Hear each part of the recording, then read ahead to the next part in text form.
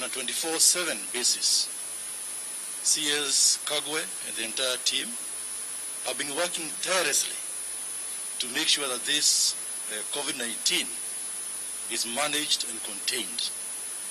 We know we've not had a lot of rest since this COVID came to us in March, but we'd like really to appreciate the sacrifice which has been made by you, CS and your team, DG Amoth, the PS and everybody else in the ministry.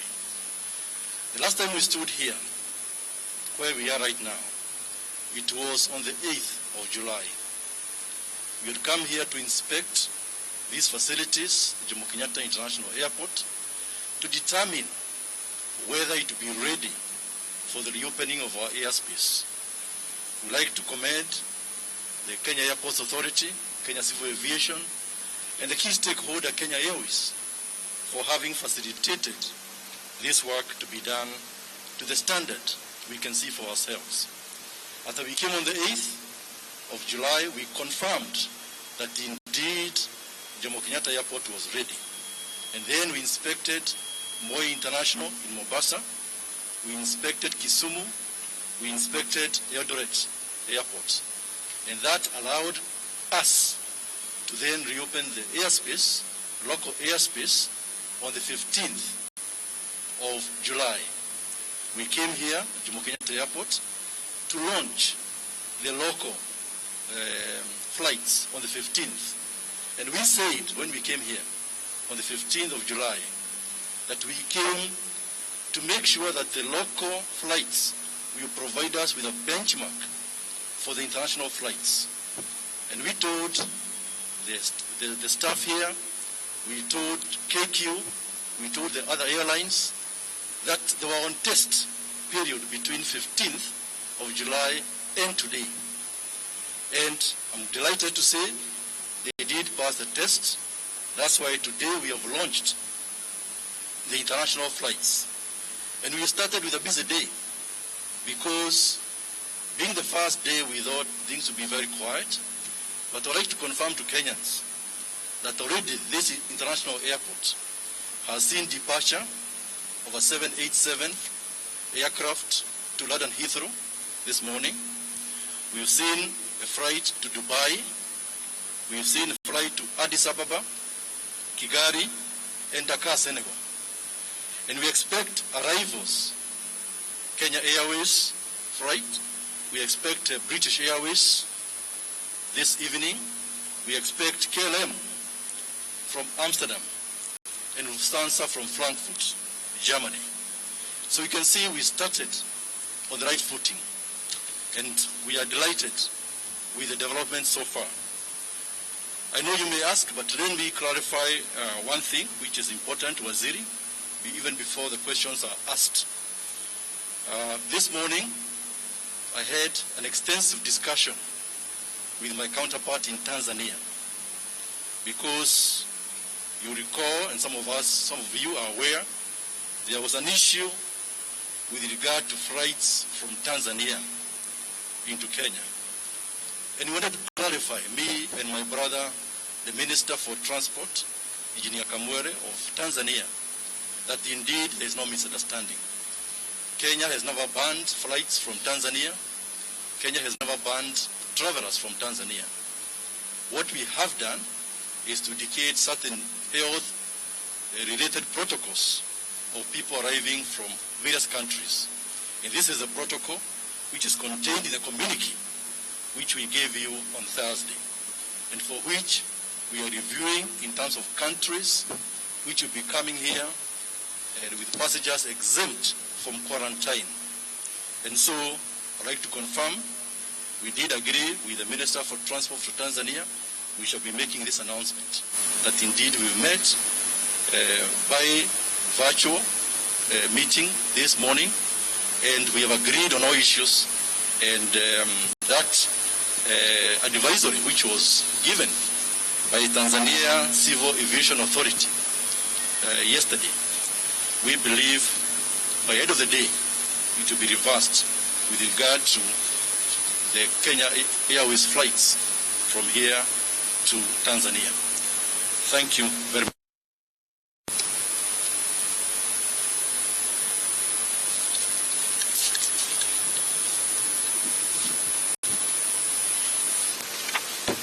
Asante sana. Thank you very much, CS Macharia, for that info. I now want to turn to what some people have called that boring report. I want to assure whoever suggests that it is boring, that it is nowhere near boring. This is extremely important information for Kenyans, and you are supposed to be listening very keenly so that you can take action depending on where you are. Today, 727 people have been confirmed positive out of a sample of some 6,371. 696 of those are Kenyans, while 31 are foreigners. 465 are male, while 262 are female. We have got an infant who is only 1 year old who is positive, and a 92-year-old man as well. 310,330 people in Kenya cumulatively have tested positive so far. We are also pleased that 254 patients have recovered from the disease, out of which 88 people are from home-based care programs, while 166 have been released from various hospitals. Therefore, even though we have the cumulative numbers that we now have of COVID-19, we also are happy because some 8,419 have recovered. But just to establish that the fact that we are opening up does not mean that we are safe now, is that today we also report the highest number of fatalities. 23 patients have died from the disease in the last 24 hours, bringing our fatality to 364. These are 364 families that have been affected, 364 Kenyans who have succumbed to this disease. And our sincere condolences go to the bereaved families and friends of those departed. Nairobi continues to be a hotspot with 470 people in Kiambu, in Nairobi, having the virus. Kiambu follows closely at 64. Kajiado has 25 cases. Kirinyaga now is a growing area as well with 20. Mombasa declining at 16. Migori 15. Busia 13. Machakos 12. Laikipia 11, and so on and so forth. The list is with you. But the important thing to note here is that there is, except for the coast area, most of the other places are areas where the disease is actually growing. The virus is growing. So even as we go out on our normal business, it is good that we are doing so, having appreciated that there is a new normal. And that is the only reason why today we are where we are. It is not that the virus has evened out or that there is no concern. We have more concern now than ever before. But we also know that life must continue and we are also now a lot more prepared than we ever were at the time that we started closure of everything. Of importance also is that when we look at the list of those who have died today, one of them is a 16-year-old, a young person who is 16 years old. And it's sad when that happens, and we know that there has been this myth, and I repeated that yesterday, that we are increasingly seeing younger and younger people passing away, and therefore we want to urge the young people to desist from as much socializing as they are. They have continued to do so, even in homes and so on. We want to ask to desist. We want to urge that people stop socializing and stop going to gatherings, because this is where this disease is spreading. Tafadhalini tujikinge kwa sababu hakuna ubaguzi. Hii virusi haina ubaguzi wa miaka. I want to stop there and take questions. When you ask a question, please also say who the question is aimed at so that they can explain. Yes, Shemtai.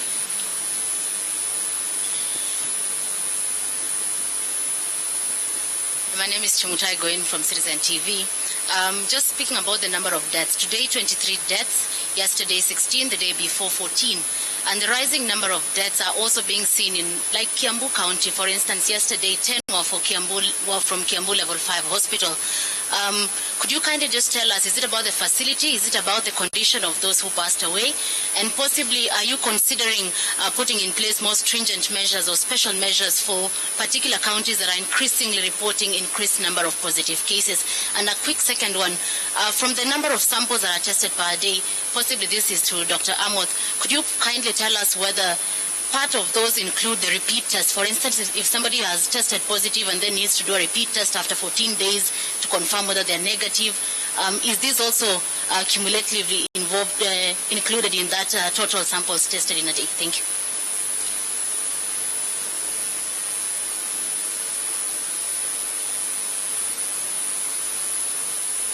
I'm Brian Otieno from KTN News.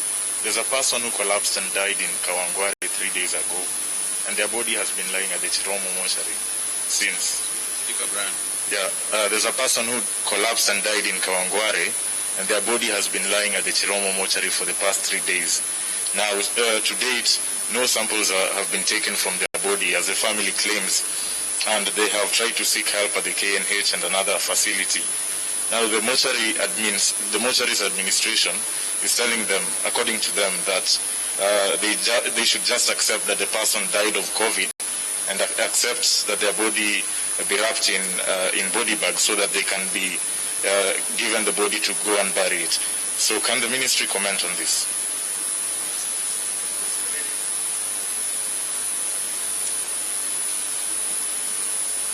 Helen Aura from NTV. My questions are to the CS of Transport. What were your concerns regarding Tanzania as to why it did not make it to the list earlier? And my second question also is, you've said you're going to review the issues that were there earlier on. So after the review, will you be confident in telling Kenyans that you'll be allowing Tanzanians to come within the country? Then my third question is regarding you said for internationals to come into the country, they need a PCR a COVID negative certificate, within 96 hours. My question is, why are we allowing only one certificate yet? Can we be able to allow the internationals who are coming in to present 2 negative certificates? Because we understand also that an error could occur in the first test.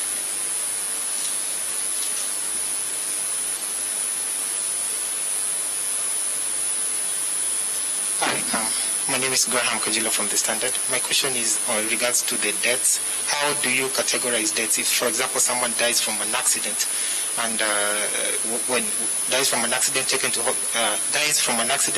tests COVID positive, because I've seen the list, the breakdown on the underlying condition, I'm seeing things like head injury. So I'd like to understand, how does head injury end up becoming an underlying condition for someone dying from COVID-19? So is it a COVID-19 death from that? Is it a COVID-19 death, or a COVID-19 death and a COVID-19 case, or just a COVID-19 case?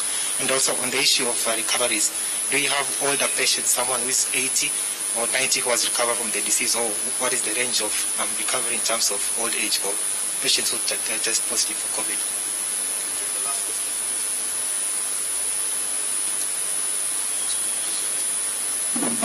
Hello, my name is David Muthoka from TV47. I have two questions for Waziri Transport. With negotiations underway, how soon now can we see flights come from Tanzania into the country and vice versa? Then the second question, are the disparities now in how both countries are handling COVID-19 a hindrance now to the smooth air travel between the two neighboring countries? Santeni, thank you very much indeed. On the issue, I think I'll respond to one question. Most of them are questions to my colleagues here. So I'll respond to only one question, which is Shemtai's issue of the increasing the deaths in the counties and what is expected. I think the one special thing about two counties, particularly three counties, we have got Kiambu, we have got Machakos and Kajiado. And if you look at the environs of Nairobi, it is actually the Nairobi metropolitan, because Kiambu, and it's very difficult to tell the boundary between Kiambu, Machakos, and Nairobi, including Kajiado, because of Athi River. So we will be treating, going forward, we will be treating those three counties, particularly the nearer areas, as part of the strategic support we will give to those counties. So we can obviously see that they are getting overloaded. For example, yesterday we took PPEs and other commodities to the Kiambu County, and as a national government we will continue to give extra support, just like we did to Mombasa. When Mombasa was having serious issues, we also give them extra support. So Kiambu is in that state now and needs national government support, and not just rely on itself because of the number of cases and particularly the number of deaths. Brian, I wasn't actually aware of the mortuary situation. You said there was somebody from Kawangware. I'm not aware of it. I'm going to ask Dr. Amoth, maybe he's aware. He can respond to that. But I want to invite, I think first, CS Macharia, and then Dr. Amoth to answer the questions, and thereafter we'll call it a day. Before I do so, I just want to wish each and everyone here, all the counter, all of you serving our counters, I just want to once again thank you. Thank you sincerely. You are the ones who make travel a good experience, and as Kenyans we owe you. Thank you so much. You are part of the frontline support. As we thank our health workers, we also want to thank you and ask you to be careful and to protect yourselves. Asanteni. CS Macharia, please.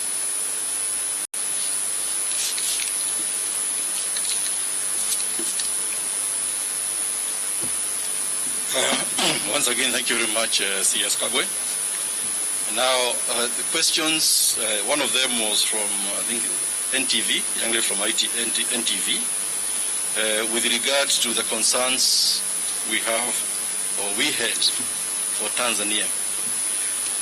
I think it may be inappropriate to start discussing individual countries, because, as you're aware, we have in total about 180 countries, but so far, only 19 have been listed as having been exempt, or their travelers being exempt from quarantine. So if you want to discuss, I think let's not discuss individual countries. This is a matter which we, of course, have bilateral discussions, like we had this morning with my colleague, but we shall not actually get into that area of discussing specific concerns, because there are a lot of other countries, like I said, 160 countries, for which, they're not on the list, but we are not discussing them individually. I think you also raised the issue about, if I got you right, about how confident we are about now allowing Kenyans to come and other travelers to come. I think you can see for yourself that in terms of these facilities, there have been a lot of changes. It's not just Jomo Kenyatta Airport, but all points of entry.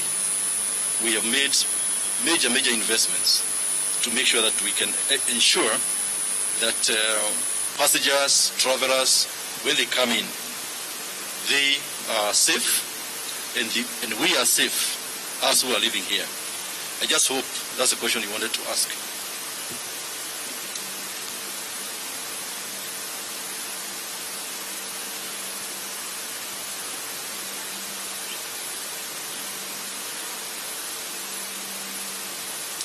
You see, if you look at some of the East African protocols we've been having, even without having to now down on Tanzania, we've had interactions across the border.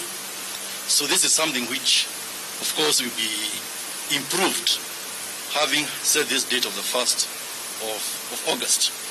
But if you look what has happened in the last 3 months, we've had border crossings at Namanga, we've had border crossings across Malaba.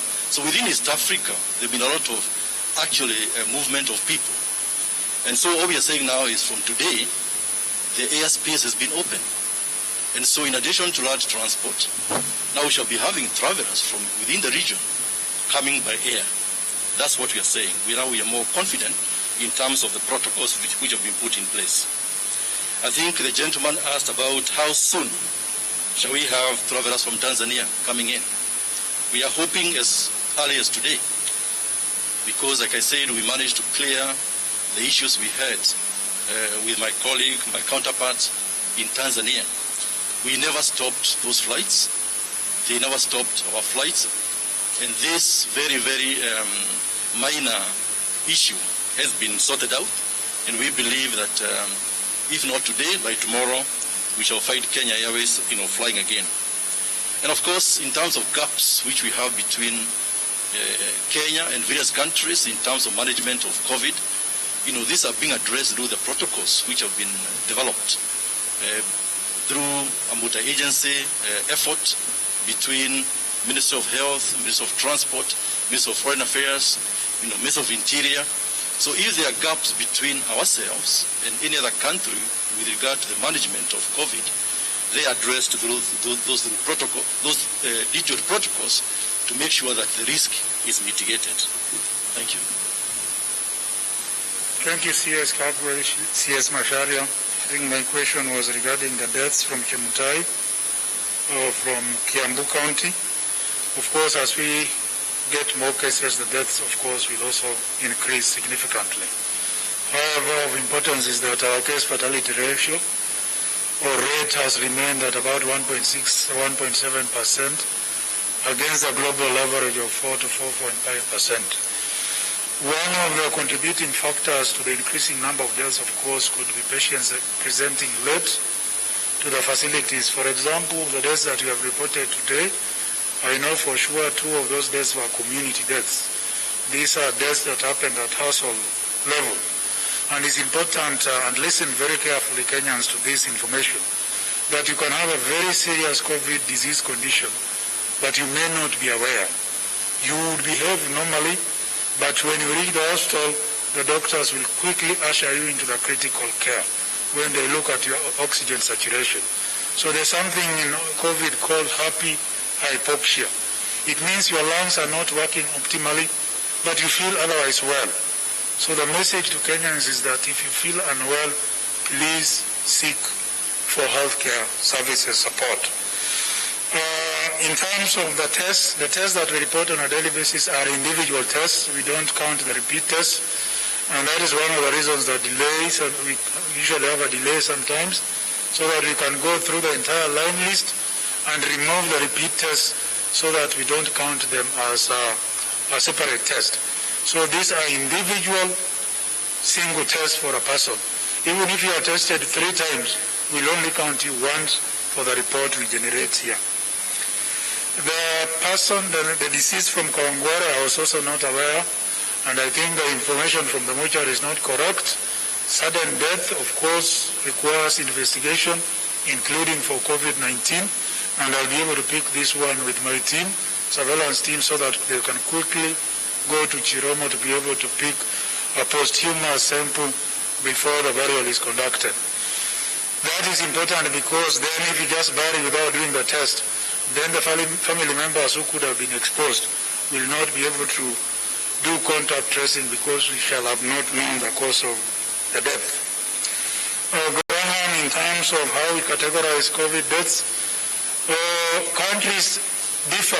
This categorization differs from country to country. For us in Kenya, what we do is that if you have any condition notwithstanding and we test you for COVID-19 and you test positive, we consider that a COVID-19 positive case or a COVID-19 positive death. And the clinicians have their judicious ways of being able to tell even a patient who has head injury, who is not improving, then because of the index of suspicion, they could be able to order for a COVID-19 test, in which case if it turns positive, the primary problem was head injury, but of course now head injury which affects your ability to breathe is exacerbated by the COVID-19, and we characterize that as a COVID-19 death. I thank you. Let me just re-emphasize one point, because it's very important to make sure you get it right. This is the issue about have we banned any country or any traveler from any country coming to our country. We have not. What you've done is to assess the risk with regard to COVID transmission and management, and allowed certain countries or travelers from certain countries to come here, of course with a PCR-based COVID certificate, and then with that, as long as it is done within 96 hours, to allow them to go about their business without having to be quarantined. That needs to be emphasized. We have not closed the airspace for any country, for any traveler. Of course, they must be authorized in terms of documentation, but we have not. What we have done is to say, from certain countries, we shall be reviewing to indicate that if you come here, you can actually go about your business without having to be quarantined for 14 days. In the list we have given you so far of 19 countries, we continue to review that list. Even tomorrow, Sunday, we shall be reviewing, we shall be adding more countries to that list to make sure that we go back to where we started before COVID. But of course, this will depend on how countries are managing the transmission and the containment of COVID in their own countries.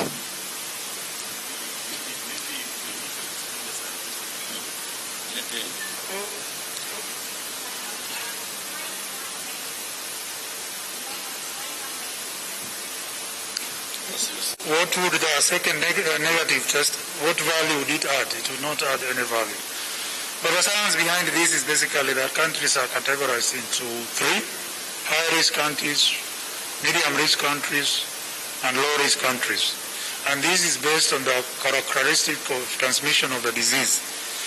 For example, in countries which have not recorded any cases of COVID-19, and these are very few countries, probably in the Pacific Islands, that is category 1. Category 2 are countries which have sporadic imported cases. Then category 3 are countries which are reporting clusters based on geographical space or time-based clusters, and the fourth is community transmission, like what we are dealing with in Kenya. So based on that, we have a scenario that we develop. So if your point of departure is like, say, America, which is reporting community transmission, and you are coming to a point of arrival in Kenya, which is also experiencing community transmission, in terms of risk, epidemiological risk of transmission, there is no significant change. So what you need to do is to enhance your capacity to be able to screen those people when they come at their point of entry, put into place proper risk communication, and of course ensure that your healthcare system has the capability to be able to absorb any new cases. Scenario 2 is where somebody is departing from a country where there's intense transmission, community transmission, to a point of arrival where there's less transmission. Of course, that poses a significant risk in terms of epidemiological transmission. So then you need to take extra measures to ensure that you avoid importation through the public health social measures, including hand washing, wearing of masks, the sanitizers, blah, blah. Then scenario 3 is where the two countries are at par, your point of departure and your point of arrival. Sorry, scenario 3 is where the risk from where you are coming from is lower than where you are going to. Like somebody who is coming from a low risk where there's no transmission coming into Kenya where there is community transmission. So that also does not pose a risk to the country of arrival. So based on that, then we categorize the countries into high risk, medium risk, and low risk. And because this is an evolving situation, this is reviewed on a daily basis through the WHO situation reports and also what happens in the country to be able to enable us make appropriate judgment into which people will allow without quarantine and which people will allow but have to undergo quarantine. Thank you.